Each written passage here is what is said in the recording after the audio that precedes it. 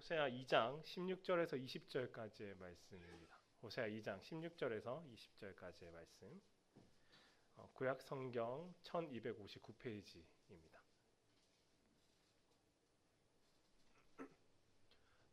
다 찾으신 줄로 알고 함께 합독하셨으면 좋겠습니다. 함께 합독하도록 하겠습니다.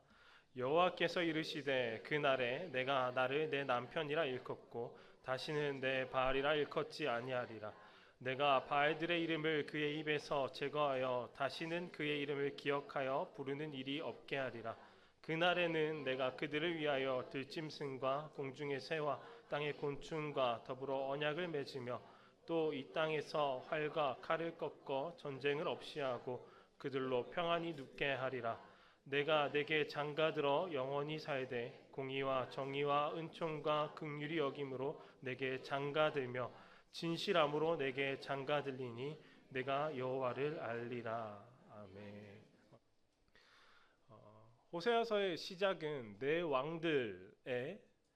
왕들이 소개되어지면서 그들이 통치하던 때라고 기록되어지면서 시작이 됩니다. 이 네 왕이 무엇을 의미하는 것일까요? 이 네 왕이 의미하는 것이 무엇인지 잠깐 좀 살펴보면서 오늘 말씀을 함께 나누면 좋을 것 같습니다.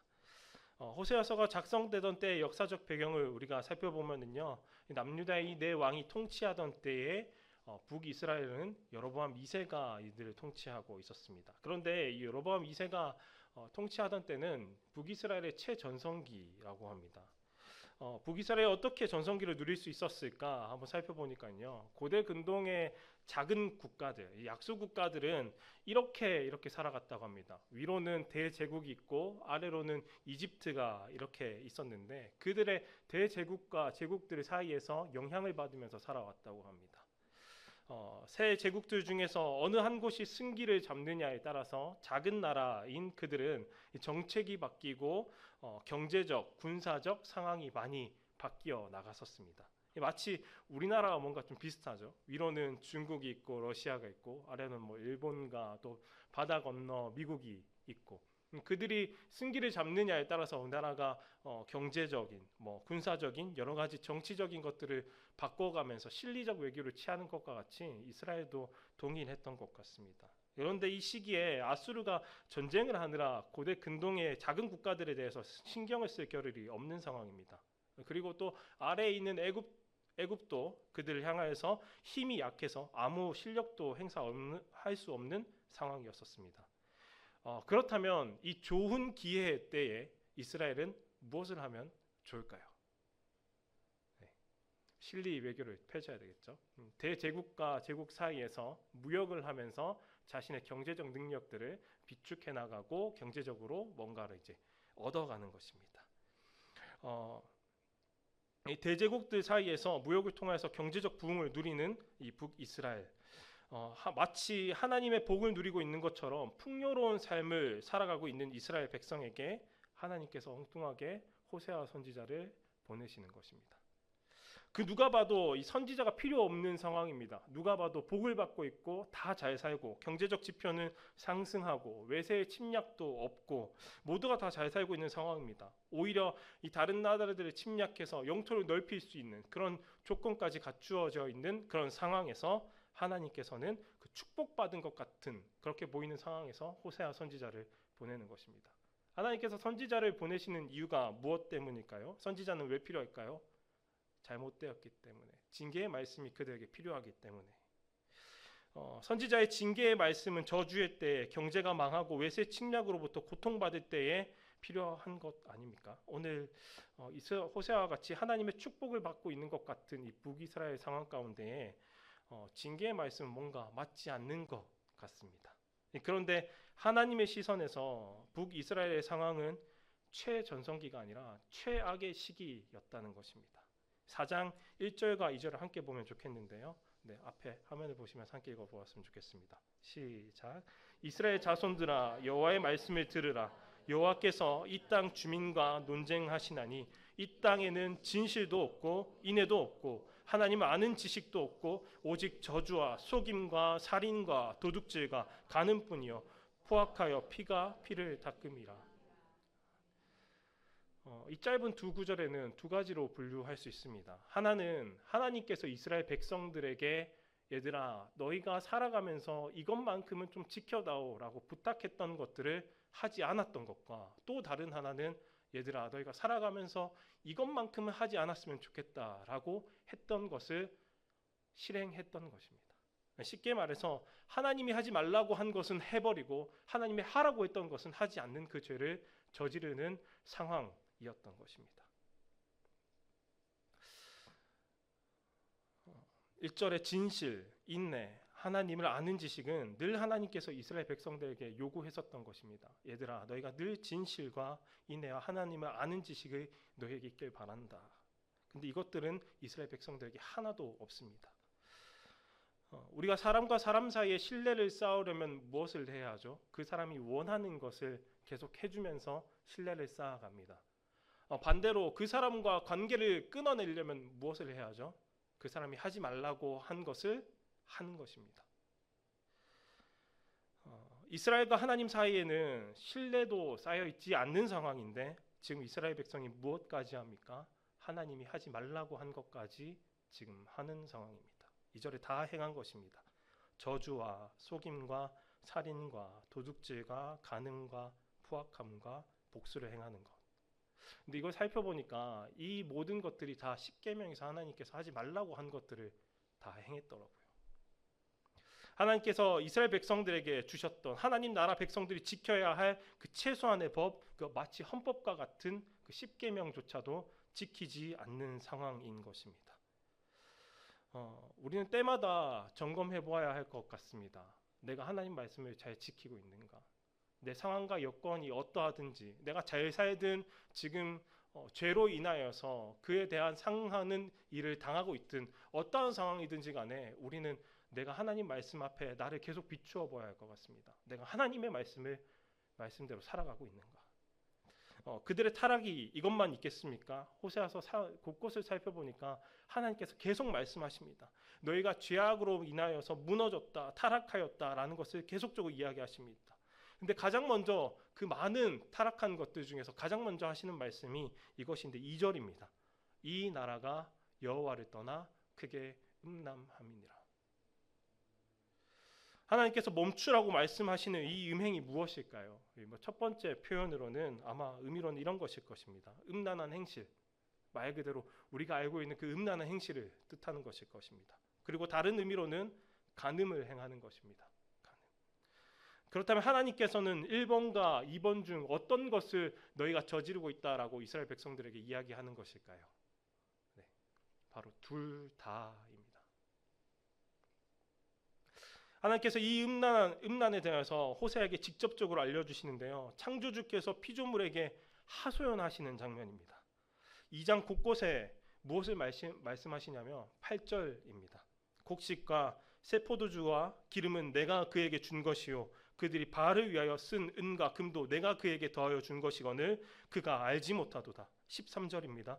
그가 기고리와 폐물로 장식하고 그가 사랑하는 자를 따라가서 나를 잊어버리고 향을 살라 바알들을 섬긴 실대로 내가 그에게 벌을 주리라. 여호와의 말씀이니라. 16절입니다.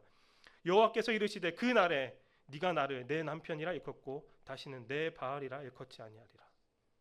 방금 읽어드린 세 구절을 하나씩 좀 살펴보면 좋겠습니다. 이스라엘이 무엇을 행하였냐면요, 하나님께서 이스라엘 백성들에게 주셨던 곡식, 포도주, 기름, 은과 금 모두 하나님께서 주셨는데 그걸 가지고 어디로 향합니까? 바알에게 향하는 것입니다. 그 바알 앞에 나아갈 때 자신이 소중히 여기는 장신구와 폐물들로 자기 자신을 꾸미고서 가장 아름답게 하고서 가장 예쁘게 보이기 위해서 그렇게 꾸미고서 바알들, 이방 신들을 사랑하였다는 것입니다. 이스라엘이 얼마나 바알을 숭배하고 사랑했냐면은 방금 읽었던 구절에서 내 하나님을 찾는 것이 아니라 내 바알이라고 부르면서 이 바알을 찾았던 것입니다. 그런데 하나님께서 이런 이스라엘 백성들을 어떻게 만드신다고 하십니까? 네가 나를 내 남편이라 일컫게 하신다고 말씀하시는 것입니다. 하나님께서 왜 자꾸 바알에게 우상 숭배하는 이스라엘을 향하여서 이런 말씀들을 하십니까? 내가 너희를 지금 보고 있다. 내가 너희를 향해서 질투하고 있다. 왜 이렇게 하나님께서 극도로 억울해 하십니까? 왜 창조주께서 피조물에게 하소연하는 이토록 부끄럽고 수치스러운 말들을 하고 계시는 것입니까? 하나님과 이스라엘의 관계는 단순히 창조주와 피조물의 관계가 아니기 때문입니다. 하나님께서 이스라엘과 어떤 관계이냐면은 바로 언약으로 맺어진 관계라는 것입니다. 언약. 하나님께서 성경 곳곳에서 이 언약을 이것으로 표현하고 계시는데 성도님들 잘 아실 것입니다. 결혼 관계로 이 사이를 나타내고 계십니다. 성경에서 보여주는 결혼은 어떤 것을 의미할까요? 많은 청년들이 오해합니다. 결혼하면 로맨틱할 것이다. 백마탄 왕자가 찾아와서 나를 이런 상황에서 건져내줄 것이다. 날마다 로맨틱한 이벤트가 펼쳐질 것이다. 그렇게 착각을 하는데 그런 거는 19세기부터 시작된 그런 문학적 내용들이죠. 성경이 말하는 결혼의 관계는 이것입니다. 서로가 서로에게 속하는 것. 상대방 이외에는 어떤 것도 허용하지 않는 것입니다. 부부 사이에는 그 어떤 것도 끼어들어서는 안 되고 두어서는 안 되는 것입니다. 남편은 온전히 아내의 것이 되고 아내는 온전히 남편의 것이 되고 남편의 모든 것은 온전히 아내의 것이 되고 아내의 모든 것은 온전히 남편이 가지는 것. 이것이 성경이 말하는 결혼 관계입니다. 서로가 서로를 독점하는 것이죠. 그런데 지금 이스라엘이 하나님과 언약 관계인데 결혼 관계인데 그 사이에 무엇을 두는 것입니까? 바알이라는 남자친구를 두는 것입니다. 하나님께서 이스라엘 백성들에게 금과 은과 같은 오늘날로 말하면 엄청나게 큰 복을 주십니다. 청년들이 그렇게 좋아하는 티파니 반지, 성도님들 아시나요? 저는 본 적이 없는데 티파니 반지 받으면서 초원을 받으면 좋겠다라고 이렇게 이야기하더라고요. 네, 하나님께서 엄청나게 큰 티파니 반지를 이스라엘 백성들에게 주었다고 생각해 봅시다. 상상해 봅시다. 그런데 이스라엘 백성들이 그 티파니 반지를 가지고 어디로 향하는 것입니까? 바알에게 나아가는 것입니다. 그리고는 가장 예쁜 모습으로 바알에게 그 티파니 반지를 건네주는 것을 하나님께서 두 눈 시퍼렇게 뜨고 보고 계신 것입니다. 하나님의 마음이 어떻겠습니까? 하나님의 심정이 어떻겠습니까? 여러분들이 그런 장면을 목격하신다면 제정신으로 서 계실 수 있으십니까? 치욕스럽고 처참하지 않겠습니까? 하나님께서 이런 참담한 일을 겪으셨더라고요.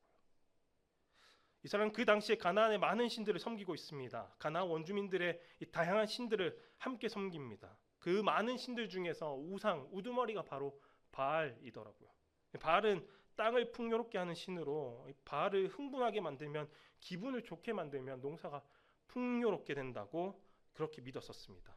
그래서 이 바알을 섬기는 방법이 죄송합니다. 너무 추악한 이야기인데 남성들은 바알의 신전에 거주하는 창기와 성적인 교합을 하면은 그것을 바알이 보면서 흥분하여서 농사가 풍요롭게 된다고 믿었습니다. 이런 짓을 행하면서 그들이 했던 생각이 무엇이냐면 나는 올해 농사를 풍요롭게 성공하기 위하여서 어쩔 수 없이 하는 거야. 그 당시 문화를 알려주는 책을 참고하면은 그 당시 이 음행이 얼마나 끝이 달렸는지 표현해 주더라고요. 그들 사람들 속에서 이런 말들이 오갔다고 합니다. 유부녀도 일생에 한 번은 바알 신정의 창기가 되어야 한다. 이런 입에 담을 수도 없는 극악한 음행을 이스라엘이 행하고 있었습니다. 제가 질문 하나 드리겠습니다. 바알은 풍요를 가져다주는 신인데 이스라엘은 지금 풍요를 누리고 있는 상황입니다. 그렇다면 이스라엘에게 더 이상 바알이 필요할까요? 필요 없을까요? 필요 없습니다. 그럼에도 그들이 바알을 섬겼던 이유는 무엇 때문일까요? 그 이유는 바알을 섬기는 방법이 자신들을 유쾌하게 만들고 즐겁게 만들고 편리하게 만들기 때문입니다. 바알과 반대로 하나님을 섬기는 방법은 어떻습니까? 유쾌하지 않습니다. 매우 불편하고 매우 귀찮은 일입니다. 흠 없는 재물을 예루살렘 성전까지 가지고 나오는 게 얼마나 귀찮은 일입니까? 그것도 쉬운 일이 아닙니다. 제사를 드리는 방법도 끔찍했습니다. 피가 낭자하고 동물의 비병이 들려지고 자신이 직접 그 동물을 잡아야 하는 그건 너무나도 끔찍한 일들을 자신이 해야 하는 것입니다. 매우 불쾌한 방법으로 하나님을 섬겨야 했습니다. 그래서 그들은 자기 자신이 좋아하는 방식대로 하나님을 섬기겠다고 시도하기 시작한 것입니다.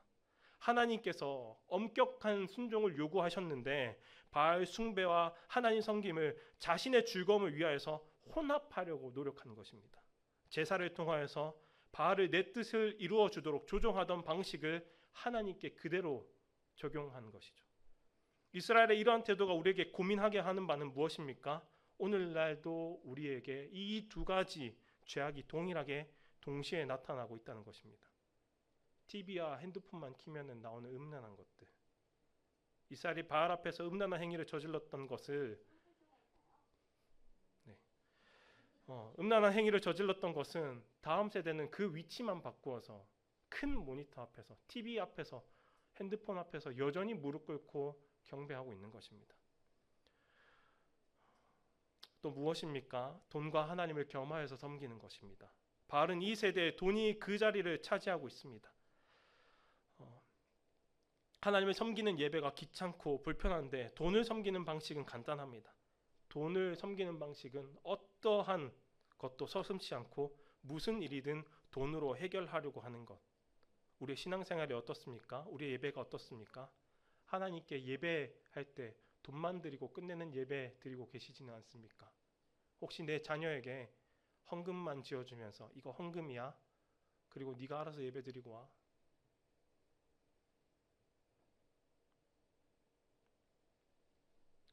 자녀들에 대한 신앙 교육은 하지도 않는 상황에서 그냥 헌금만 지어주고 끝내지는 않습니까? 내 방식대로, 내가 편한 대로, 내가 원하는 것으로 하나님을 바알 섬기는 것처럼 섬기는 것. 이스라엘 백성들이 이런 행태를 저지른 것입니다. 내 남편을 부를 때 이 부정을 저질렀던 그 대상의 이름을 부르는 것. 하나님과 우리 사이는 서로 상대방에게 속해 있어야 하는 결혼 사이인데 우리의 행태는 나는 하나님으로부터 벗어나고 하나님만 나에게 속하여서 내가 하나님을 통제하길 바라는 그 간악함이 우리에게 있는 것. 그런데 그거 아십니까? 그리스도인들은 항상 낭떠러지 앞에 살아가는 사람들입니다. 아가서에 보니까 그리스도의 신부를 바위 튼 은밀한 곳에 숨겨 놓았다라고 표현합니다. 바위 튼 은밀한 곳. 그 바위가 어떤 바위냐면 바로 절벽과 낭떠러지입니다. 우리가 낭떠러지 앞에 서 있는데 죄에게 우리 손바닥 한 뼘을 내어주면 어떻게 되는 걸까요? 낭떠러지 아래로 떨어지는 것입니다. 그러니 죄에게 단 한 뼘이라도 내어주시지 마십시오. 단 한순간만이라도 죄와 타협하지 마십시오. 우리가 그리스도인으로서 살아가기 위하여서는 말씀하신 대로 피 흘리기까지 죄와 싸워야 합니다. 다음 세대가 위태하지 않고 든든하게 서가는 방법, 그걸 알고 싶으십니까? 그렇게 세워가려면은 더 좋은 교육 환경과 풍요로운 환경을 만들어주는 것이 좋은 방법이 되진 않습니다. 그들이 설 수 있는 영적인 자리를 넓혀주는 것이 다음 세대를 세우는 가장 좋은 탁월한 방법입니다. 우리의 삶에서 정결함을 유지하며 거룩함을 풍요롭게 하는 것이 다음 세대를 위한 일입니다. 넓은 영적인 자리를 우리 아이들에게 내어주길 원하신다면은 이 낭떠러지 앞에서 조금씩 단 한 뼘이라도 죄로부터 싸워서 이기시길 바랍니다. 그러니 오늘 하루를 쉽게 살아가지 마십시오. 쉬운 것을 선택하지 마십시오. 우리의 믿음의 선배들이 선택했던 그리스도인으로 살기 위해서 죽음을 각오한 삶, 그것이 우리 신앙생활이 되어야 하는 것입니다. 피를 흘리며 목을 내어주지만 생명은 빼앗기지 않는 것. 사실 우리가 지금 이렇게 신앙생활을 할 수 있는 것도 우리의 믿음의 선배들이 그렇게 치열하게 죄와 싸웠기 때문이 아닙니까? 우리가 이 얻었던 영적인 터전을 다음 세대에게 그대로 물려줄 수 있는 저와 성도님들 되시길 바랍니다. 호세아서 3장 1절은 하나님께서 호세에게 이렇게 명령하십니다. 너는 다시 가서 다른 남자의 사랑을 받고 음녀가 된 그 여인을 사랑하라. 나 주가 그들을 사랑하는 것처럼 너도 그 여인을 사랑하여라 라고 말씀하십니다. 호세아 입장에서는 이 말씀이 어땠을까요? 왜 하필 접니까? 그리고 왜 하필 그 음란한 여인입니까? 저 같았으면 아마 하나님께 막 따졌을 것 같습니다. 그런데 호세아가 곧장 이렇게 행동합니다. 2절입니다. 내가 은 15개와 보리 한 호멜 반으로 나를 위하여 그를 사고. 이 상황에 대해서 학자들이 이렇게 설명해 놓았더라고요. 돈과 현물인 곡식을 함께 지불했다는 것은 호세아가 그녀를 살 충분한 돈을 마련하는데 어려움을 겪었음을 암시한다. 이 사다로 번역된 히브리어 단어에는 흥정이라는 의미가 포함되어 있다.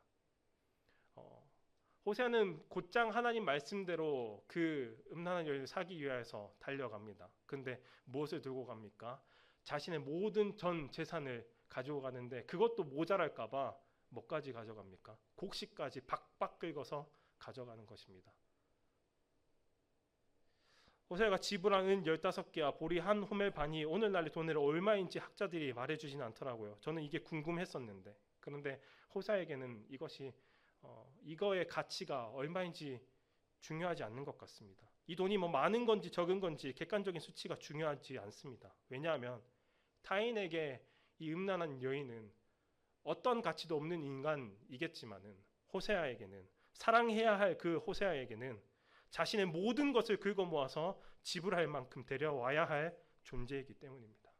자신의 모든 가진 돈과 그리고 그것도 모자랄까 봐 자신의 모든 곡식까지 탈탈 털어가지고 내놓으며 그를 사기 위하여서 모든 것들을 다 준비하는, 자신의 전부와 맞바꾸어서 데려올 대상이라는 것입니다.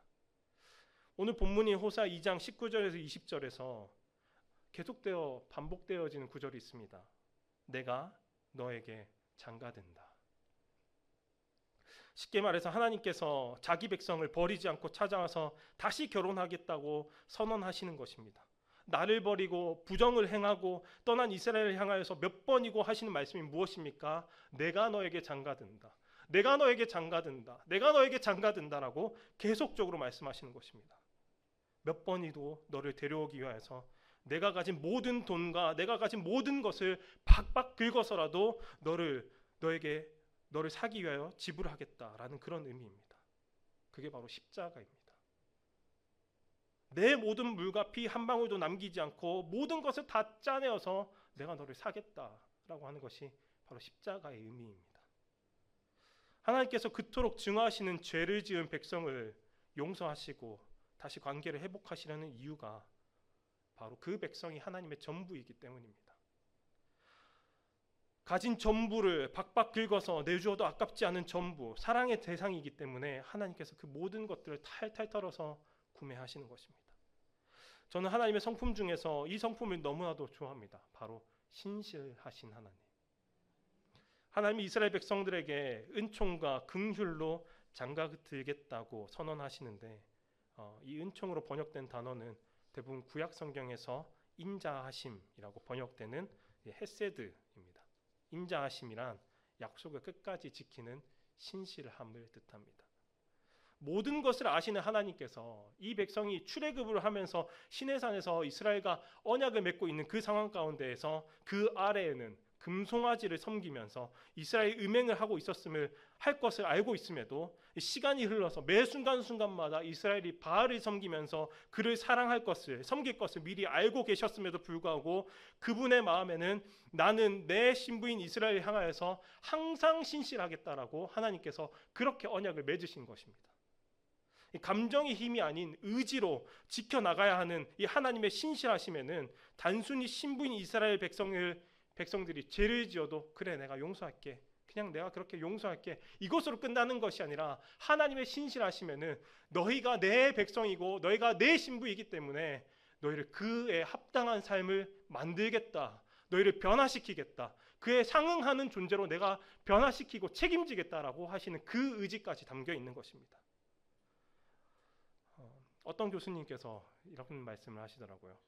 능력이 많은 존재에게 가장 어려운 것은 인내하는 것이다. 생각해 보니까 맞는 말이더라고요. 왜냐하면 능력이 많으면 내가 직접 하면 되기 때문입니다. 능력이 많으면은 그냥 내가 그 일 처리하면 되는 것입니다. 그 담당자 그만두라 하고. 임마누엘 하나님께서 죄의 본성을 가득한 우리를 신부로 삼으셔서 능력이 무한하신 하나님께서 최악의 대상인 우리에게 진노와 분노와 질투를 쏟지 않으시고 그 어려운 인내를 때마다 택하시면서 그분의 신부에게 은총과 긍휼을 쏟으시기로 작정한 것입니다. 그것을 가지고 우리는 신실하신 하나님이라고 이야기하는 것입니다. 그 하나님의 신실하심이 오늘 우리에게도 흘러넘치고 있습니다. 영원 전부터 영원까지 우리를 끝까지 사랑하시기로 하나님께서는 작정하셨습니다. 언약하셨습니다. 그리고 우리 곁에서 인내하며 동행하며 우리가 하나님의 신부다운 존재로 변화하길 모든 능력과 모든 지혜를 동원하여서 우리에게 쏟고 계시는 것입니다. 우리가 오늘 진노의 심판을 받지 아니하고 살아갈 수 있는 것은 하나님의 내가 너에게 장가든다 라는 그 차고 넘치는 은혜의 언약 때문인 것입니다. 우리는 그 하나님의 사랑을 안다면, 그 은총과 긍휼 그리고 그 인내를 안다면 내게 잠시 맡겨진 사역의 어려움, 환경의 그리고 형편의 고난으로 원망하며 불평할 수 없습니다. 오히려 그분께 드리기를 힘쓰게 되는 것입니다. 우리를 사랑하시는 하나님께 그 사랑에 보답하는 방법은 무엇이 있겠습니까? 하나님의 그 사랑을 잊지 않고 우리가 하나님을 사랑하는 것, 내 뜻대로 살아가지 않고 날마다 하나님을 사랑하는 것,